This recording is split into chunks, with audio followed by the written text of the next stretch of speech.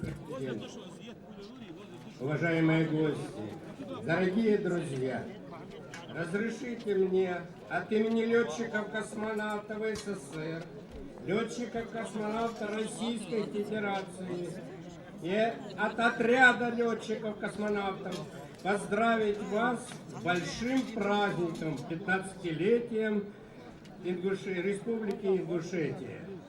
Хотелось бы в этот день поздравить вас, пожелать вам крепкого космического здоровья, счастья и успехов. Сегодня вот с этой трибуны президент пожелал, чтобы шахматная корона была в Ингушетии.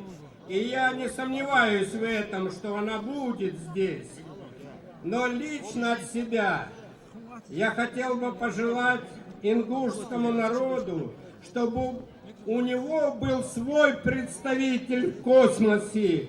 И на сегодня хотелось бы пожелать ему, чтобы представитель от Ингушетии полетел в космическое пространство.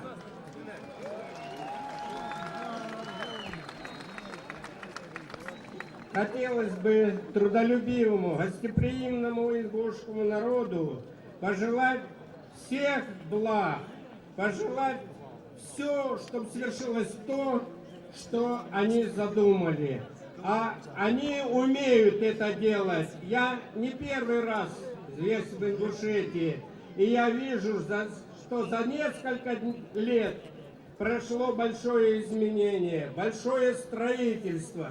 Я вижу уж улыбки на губах народа, а это говорят о том, что жизнь стала лучше и что жизнь стала веселее. Большое спасибо, с праздником вас!